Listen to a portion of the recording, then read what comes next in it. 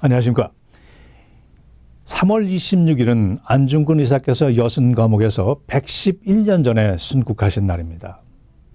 미국에 와서 생활하면서도 그분의 서거를 추모하는 것은 비단 그분의 독립운동에 목숨을 바치셨다는 것뿐 아니라 그분이 그 당시에 어떠한 생각을 갖고 계셨는지, 그분의 지닌 민족관과 세계관은 무엇이었는지를 깨닫고 지금 미국 땅에서 살아가고 있는 우리들에게 합당한 민족관과 세계관을 스스로 살펴보는 것도 매우 중요한 일이기 때문입니다.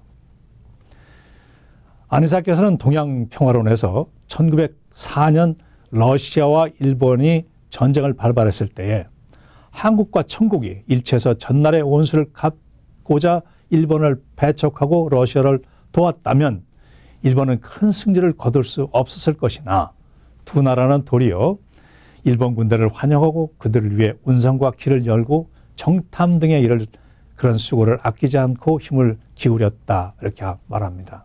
이유는 일본과 러시아가 개전할 때에 일본 천황의 선전포고문 중에 동양 평화를 유지하고 대한 독립을 공고히 한다 했으며, 황백인정의 전쟁에서 황인종의 입장에서 지난날의 원수였던 심정이 하루아침에 사라져버리고 도리어 큰 하나의 인종의 사랑무리를 이루었으니 이 또한 인정의 순리라고 하셨습니다.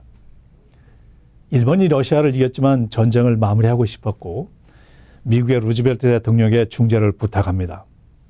일본이 미국을 선택한 이유는 1905년 7월 일본의 카즈마와 미국의 태프트의 밀약으로 필리핀은 미국이, 조선은 일본이 기득권을 인정한다는 조약의 배경이 있었습니다.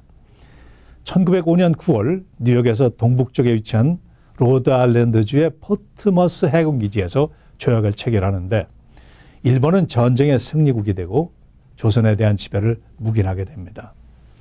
전쟁이 끝나면 동양 평화를 유지하고 대한독립을 공고히 한다는 약속을 이행하기는커녕 11월에 을사늑약을 강제 체결해서 일본 제국이 대한제국의 위계권을 박탈하는 것을 보며 일본이 백인들의 앞잡이가 되는 것을 보며 안 의사께서는 동아시아가 전체가 까맣게 타죽는 참상을 기다리겠냐며 일본을 응징할 것을 결심합니다. 안 의사께서는 항일투쟁 시 일본인이라도 일반인과 하급병사들은 지도국가 그런 인사들과 분리해서 일반인과 하급병사들은 체포해서도 박멸했고 지도자 인사들과는 시비를 가렸습니다. 1909년 10월 26일 안 의사께서는 동양 평화를 위한 정의로운 전쟁을 하얼빈역에서 이토 히로부미를 척살하며 개전하였습니다. 여순 감옥을 담판하는 자리로 삼아 여기에서 동아시아와 대한제국의 주권을 그러한 의견들을 제출하며 만민들의 눈으로 살펴볼 것을 주장하였습니다. 안 의사께서 그 다음에 3월 26일 날 순국하시고 8월에 대한제국은 일본 제국에 병합되는 경술국치를 겪게 됩니다.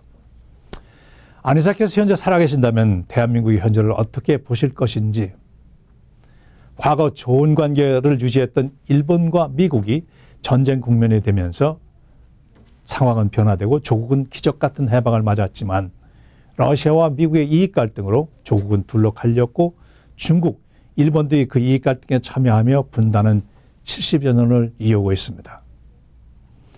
그간 세상은 동서양이 아니라 글로벌한 지구촌의 각계 경쟁 구조로 변화되었고 제국주의는 금융주의와 무력으로 대체되었습니다.